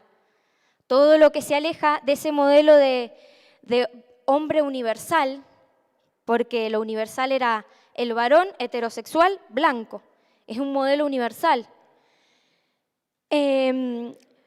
Por ejemplo, la socialización de conductas procreadoras, que se da por hecho que todas las mujeres queremos ser madres, o la transexualidad como anomalía. No, se sale de esta normalidad en donde el eje de todo el universo es un varón blanco y heterosexual. Entonces, como no entra dentro de esa normalidad a la que estoy acostumbrado o me han criado, es una anomalía. Y entonces empieza a ver estas formas de mecanismos del poder y él dice, a mí no me importa en realidad estudiar el poder, a mí me importa estudiar al sujeto, porque el sujeto se va transformando en esa relación de poder. Y si yo desde chica fui una persona, no sé, sometida, que siempre me trataron mal en mi casa mis padres, por ejemplo, después reproducí relaciones que al final me terminaban dejando de nuevo en esa situación de sometimiento. Si desde chica vivo eso, entonces me va a ser muy difícil cuestionar una realidad que me aleje de ese sujeto sometido al que estoy acostumbrada. ¿Se entiende? Esa relación de dominación en donde a mí siempre me decían que era fea, que era machona, que era tonta. Yo, en el sujeto de esa relación asimétrica de poder, yo me lo voy creyendo. Entonces yo me voy modificando a mí misma y mis creencias sobre mí misma, respecto a ese discurso, a ese poder que me era impuesto, porque cuando yo soy chiquita, ¿qué le voy a decir a mi papá? Que no me pegue, que no me insulte. No, hay una relación asimétrica de poder y que la vamos reproduciendo en otras relaciones. Por ahí habían levantado la mano. Sí.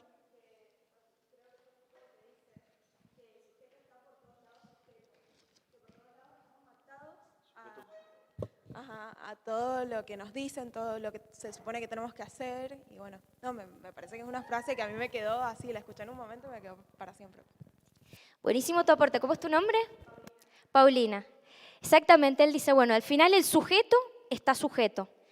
¿Y qué es lo que sujeta al sujeto? Es como un trabalenguas. ¿Qué sujeta a ese sujeto?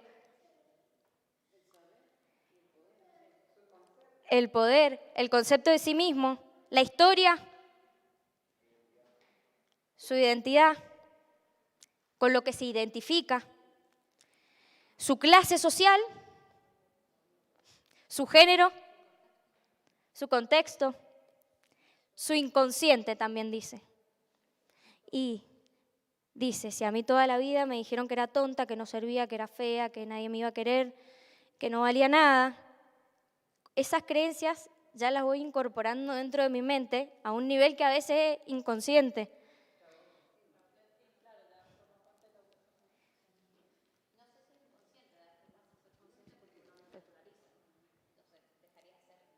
Claro. Cuando lo desnaturaliza, deja de ser inconsciente. Bueno, entonces él empieza a estudiar justamente cómo todos también ejercemos el poder en distintas situaciones. Dice, en una relación de pareja entre un varón y una mujer hay una relación de poder. En una familia hay relaciones de poder, porque no es que los niños mandan y los padres obedecen, por ejemplo.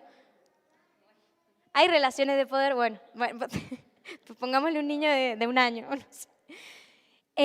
Todos ejercemos el poder en distintas situaciones. Entonces lo que él propone dice, la manera de liberar al sujeto de todo aquello que lo sujeta, la historia, el contexto, el género, es haciendo consciente a ese sujeto para que se despierte y se dé cuenta que está siendo dominado. Entonces, entender que el sujeto en la sociedad no es que siempre es sujetado por un poder de arriba que me impone todo, sino que nosotros, como conjunto social, somos dueños de un micropoder, que si lo juntamos podemos cambiar el poder de arriba. Por eso él hace hincapié en decir, bueno, hay que liberar al sujeto cuando toma conciencia de esa relación de poder y de sometimiento. Y dice que finalmente el poder no es, el poder se ejerce. Como él estudia al sujeto y no al poder en sí como idea, él dice, no, hay que estudiarlo en la práctica, porque los mecanismos del poder que se vivencian en las relaciones van a modificar al sujeto y lo tengo que estar observando de alguna manera. Es durante ese proceso en que el poder se ejerce, en que se da esa relación con características específicas. ¿Se entiende? ¿Sí?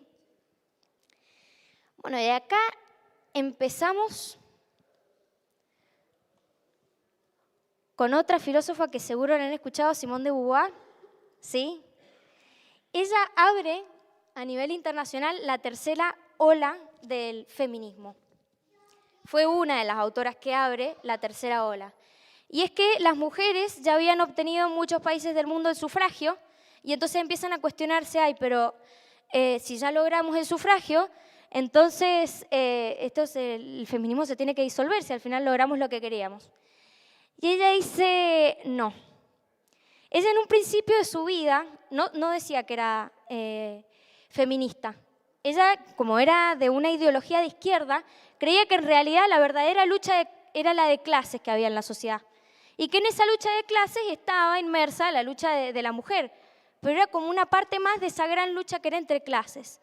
Hasta que se da cuenta que no, que en realidad la lucha de la mujer venía por otro lado. Y era mucho más profunda porque ella dice, no se nace mujer, se llega a serlo. Es decir, que yo desde que nazco, que me van inculcando creencias, valores, que me van diciendo cómo se debe comportar una nena, cómo no, que me tengo que ver bonita, que me tengo que vestir de rosado, o sea, todas las maneras en que nos van criando, que nos van dando ese sistema de valores, ese contexto, nuestras experiencias personales, el deber ser que nos delegan nuestros padres o madres, consciente o inconscientemente, todo eso va a hacer que en realidad la mujer se haga. No es que nace, no es que yo nazco mujer y soy histérica, soy débil y me tengo que ver bonito y siempre tengo que oler perfecto, a rosas. No. En realidad, todos esos conceptos y ese deber ser lo vamos incorporando a medida que vamos transitando en nuestra vida a través de nuestras experiencias. Y dice que el feminismo es una forma de vivir individualmente y de luchar colectivamente. Ella, como escritora, como filósofa, empieza a movilizar a las mujeres en esta tercera onda para ir más allá del voto, más allá de la igualdad legal. Es ir a la cultura, al concepto de la mujer en sí, a los privilegios que tienen los varones por sobre las mujeres. Y dice que nada nos defina, que nada nos sujete, que sea la libertad nuestra propia sustancia. Y escribe una obra. ¿Qué obra escribe así, la más conocida de Simone de Beauvoir? El segundo sexo. ¿Y de qué se trata?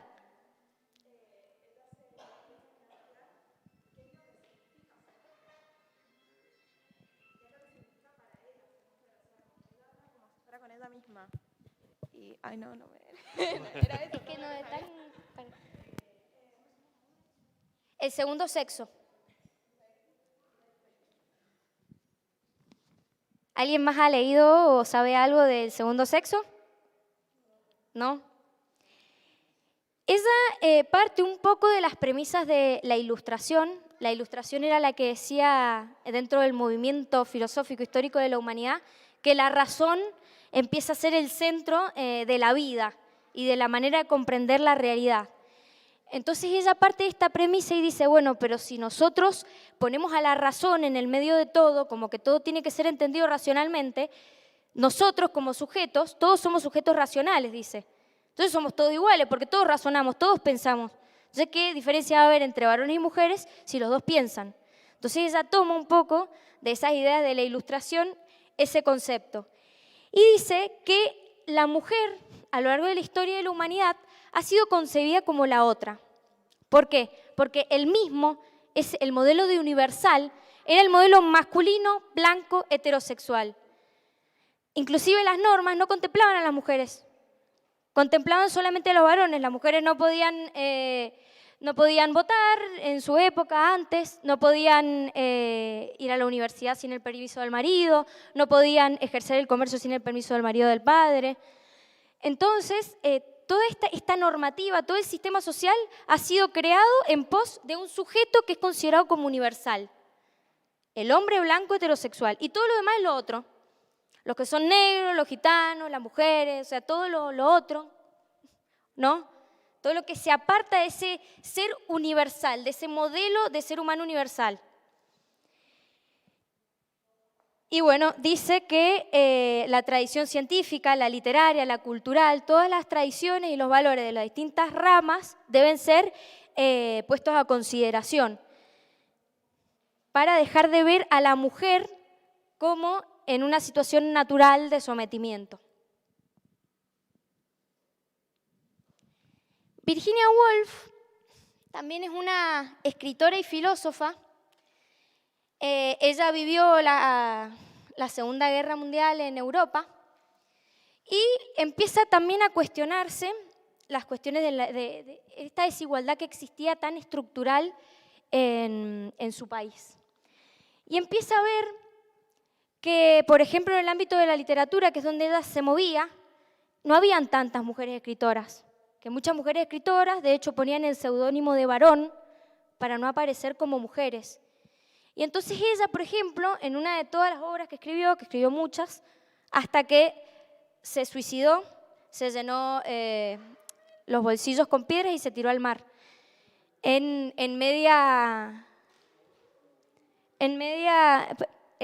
una parte de la Guerra Mundial. Muchos dicen que no pudo resistir todas las miserias que había en esa época y bueno, se suicida. Ella siempre fue muy depresiva, también cuentan en su biografía, no bibliografía. Bueno, Virginia Woolf dice, al final, ¿cómo van a esperar que las mujeres escribamos más, participemos más en el ámbito de la literatura si ni siquiera tenemos un cuarto propio para escribir? O sea, nosotros tenemos que ser madres, tenemos que hacer la comida, tenemos que limpiar la casa y ni siquiera tenemos un cuartito para ponernos a escribir, siempre tenemos que estar ocupadas en algo. En cambio, los varones tienen muchas más comodidades que nosotras y más tiempo libre, gozan de más privilegios, más en esa época sobre todo. Sí, ahora sí, yo también tengo el ejemplo de mi hermano, que siempre lo nombro, que no me lavaba los platos.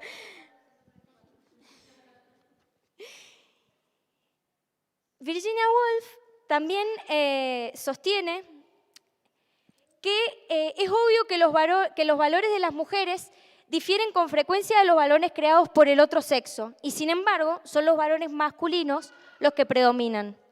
Es como que dice, ella critica a las mujeres que se ponen el seudónimo de varón y dice, chicas, le están dando lo que el poder dominante quiere y es que nos sigamos invisibilizando. Dice, con ese acto le están dando al sistema de valores más argumentos para decir que los varones son los que mejor escriben, los que siempre han escrito, y las mujeres sigamos siendo pocas y ninguneadas, por así decir, ignoradas, invisibilizadas. Y bueno, una frase que la tengo en la oficina, Daniela la sabe, no hay barrera, cerradura ni cerrojo que puedas imponer a la libertad de mi mente. Y es que justamente ella dice, bueno, mujeres, empecemos a interpelarnos nosotras para sacamos de encima todas las creencias que tenemos sobre que tenemos que ser madres, que tenemos que estar lindas, que todo lo demás.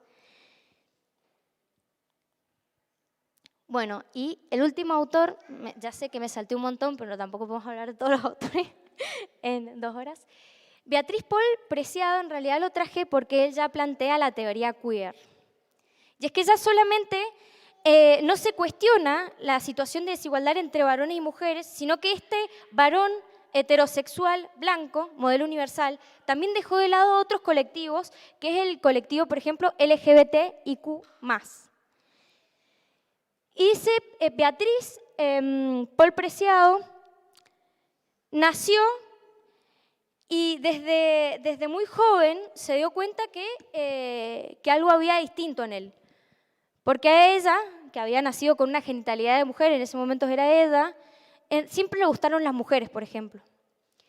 Y a lo largo de los años ahorra y se quiere hacer la cirugía de cambio de sexualidad, ahorra mucho tiempo, hasta que un día dice, no, tengo la plata, pero no me voy a hacer el cambio de reasignación de sexo. Porque en realidad, si yo hago eso, estoy siguiendo también el poder dominante de los medios de comunicación que me están diciendo cómo tengo que ser yo. Y que para encajar en un modelo de varón tengo que operarme o tengo que verme de tal manera, o tengo que inyectarme hormonas. Él se hizo una operación acá, en la parte de la pera, digamos, y quedó mal. Entonces, peor, se dio cuenta que al final el tratamiento quirúrgico que se había hecho lo había puesto en una situación en donde él mismo no aceptaba ese cambio que se había hecho. Entonces, él empieza a cuestionar toda esta idea también de heteronormatividad, de modelos de belleza, y nos viene a plantear la teoría queer, y es que dice, no, es que a veces la verdad que yo no me identifico con el modelo de varón que me enseñaron ni con el modelo de mujer que me enseñaron. Yo quiero ser visto como una persona, como un ser humano, más allá del género o el sexo, o si estoy de acuerdo con ese género que me dijeron mis padres desde que nací. Bueno, esto es un poco un pantallazo gigante, muy cortito, sobre algunos teóricos, algunos filósofos, algunas filósofas de la historia que nos han hecho plantear y que nos sirven de base para cuestionarnos este sistema de valores que tenemos que poner en tema de juicio necesariamente para tratar temáticas de género. Y es que cualquier persona que esté en estas temáticas le va a decir, no, es que yo fui criada también en un sistema patriarcal, yo fui criada en ese sistema y yo también me tengo que deconstruir. No tengo. Bueno, entonces,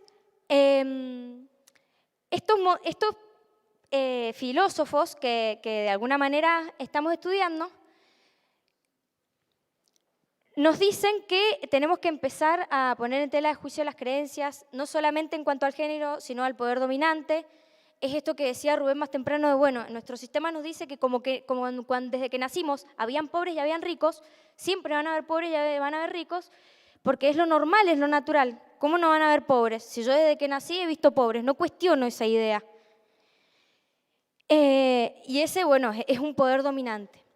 Ahora les vamos a poner un video muy cortito, antes de irnos, para ver qué les parece.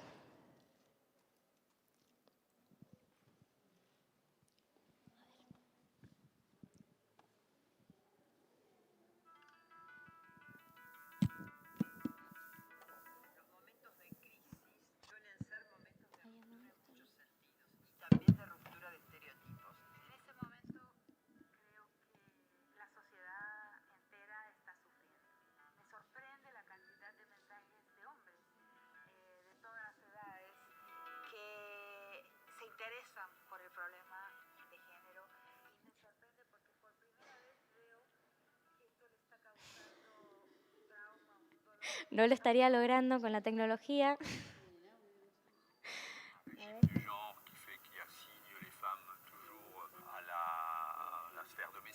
Las mujeres deberíamos ocupar más lugares de poder. El poder que en general ocupan las mujeres que ocupan lugares de poder es un poder que ha sido históricamente definido por los varones. Ce qu'on appelle un féminisme d'État, qui consiste à faire en sorte qu'il y ait des politiques publiques d'égalité entre les hommes et les femmes. ¿Qué son, qué significan y qué consiguen las políticas? Porque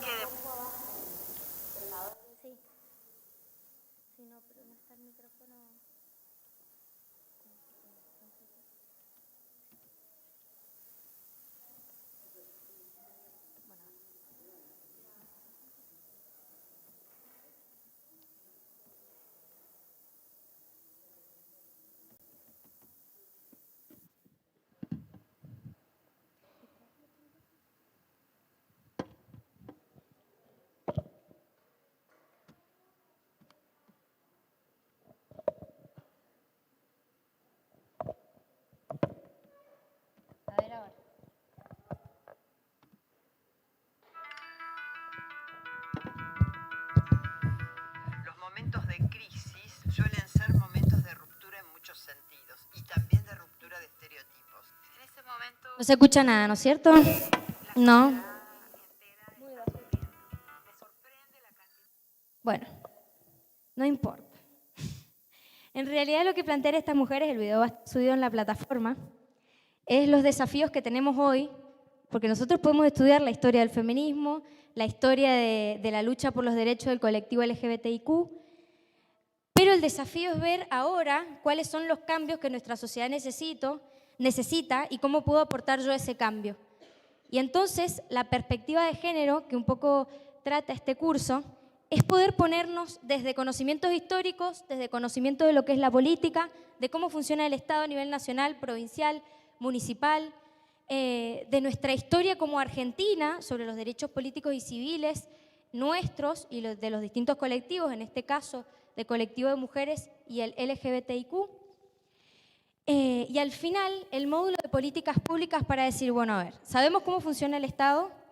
¿Sabemos nuestra historia internacional, nacional?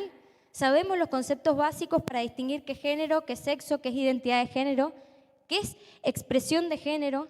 Tenemos un montón de conceptos, pero ahora tenemos que pensar en una idea de política pública que nos haga bajar a tierra esos cambios que vamos a estar viendo. Así que bueno, el último trabajo práctico que habían preguntado más temprano, lo vamos a dar el último día, que va a ser en noviembre, en el próximo encuentro, en donde va a ser obligatoria la concurrencia, para que eso, una idea de política pública, a ver si mientras van leyendo surgen ideas para ir escribiendo, que nos permitan hoy, a nivel municipal, provincial o nacional, promover este cambio que la sociedad necesita en pos de la igualdad de derechos. Así que, bueno, hoy día la capacitación va a estar grabada. Las personas que no vinieron hoy sí van a poder recuperarlo entrando al aula virtual y viendo el video y contestando algunas preguntitas por si les preguntan. Y bueno, bienvenidos al curso. Esperen fuerza para empezarlo y terminarlo. Por ahí la virtualidad es un arma de doble filo, pero cuando uno se engancha, se da cuenta de todas las comodidades que tiene, como decía Silvia más temprano. Cualquier duda que tengan, lo comentan en los foros, nos escriben. Bueno, y antes de que nos vayamos acá, querían leer unas palabras. Hola, buenas tardes, ¿cómo le va? Yo soy un escritor acá en Mendoza que estoy por editar mi cuarto libro, va a salir en noviembre, y escribí unos versos libres acerca de lo que era mujer, lo que se ve en estos tiempos. Se llama ¿Por qué ella? Porque ella maduró antes, tuvo sus temores, ya que la observaban demasiado. Porque ella aprendió a amarse antes de que la amaran, en ciertos momentos donde la seguían observando demasiado. Porque ella crea vida y es capaz de proteger y cuidar. Pero así todos seguían observándola demasiado. Porque ella no podía a veces vestirse de tal forma, mientras sabía que la seguían observando. Porque ella supo distinguir el respeto hacia ella misma, pero aún así la observaban demasiado. Y porque y ellas.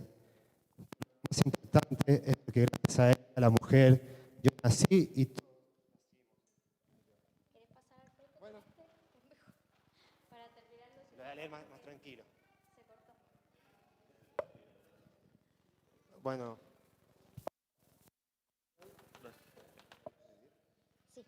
Hola. Hola. Bueno, muchas gracias a todos por estar escuchándome. Se llaman los versos del libro ¿Por qué ella? Porque ella maduró antes, tuvo sus temores, ya que la observaban demasiado. Porque ella aprendió a amarse antes de que la amaran, en ciertos momentos donde la seguían observando demasiado. Porque ella procrea vida y es capaz de proteger y cuidar. Pero así todos siguen observándola demasiado. Porque ella no podía vestirse de tal forma, porque sabía que la seguían observando. Porque ella supo distinguir el respeto hacia ella misma, pero aún así la seguían observando demasiado.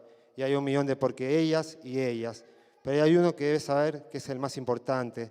Es porque gracias a ella, la mujer, yo nací y todos nacimos, pero con ojos para respetarlas y verlas por lo que son, mujeres. Un aplauso para el varón que se animó, porque en las cuestiones de mujeres, ¿viste? De género siempre estamos las mujeres y el grupo, no sé, somos muy poquitos, el grupo de varones chiquitito que se anima a acompañarnos, digamos, ser parte de las luchas. Bueno, ahí se arregló el video, es muy cortito.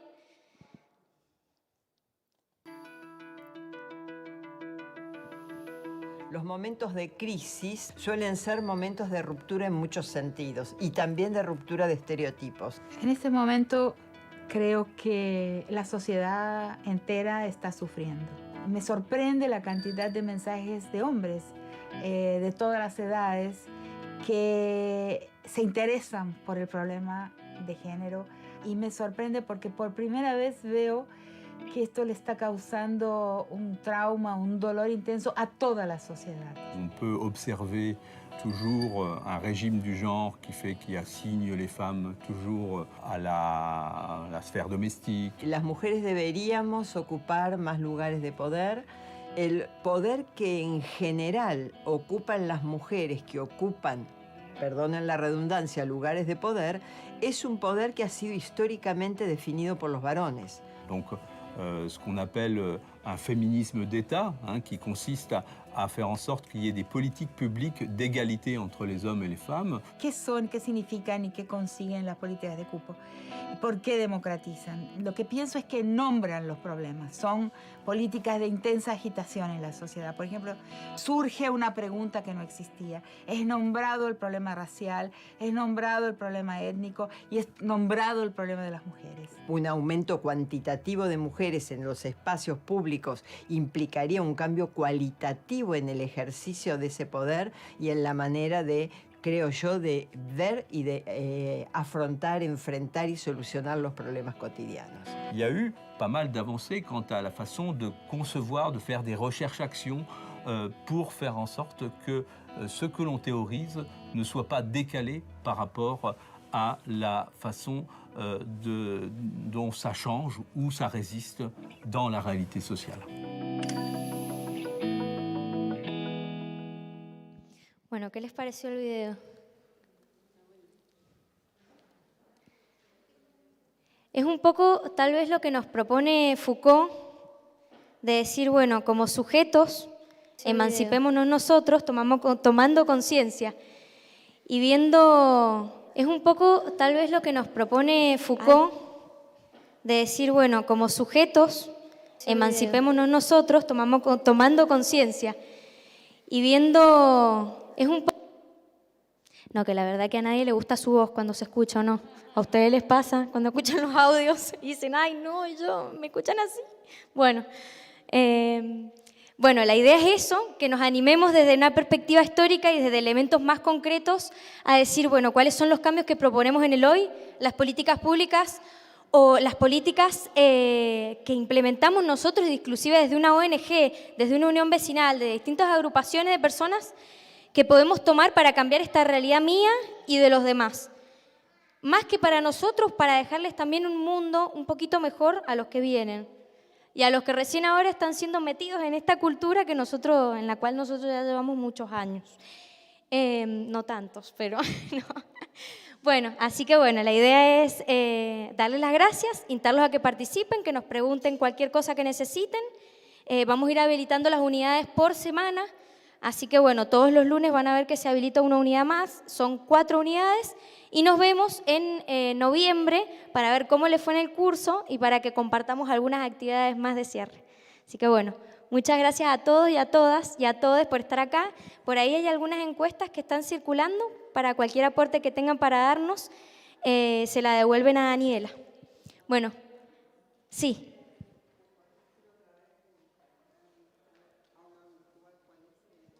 ¿Cuál es el link? Está puesto en el flyer de la actividad. Ustedes buscan en Google Escuela de Gobierno Legislatura y les sale escuela.legislaturamendoza.gov.ar. Bueno, les va a llegar también un mail.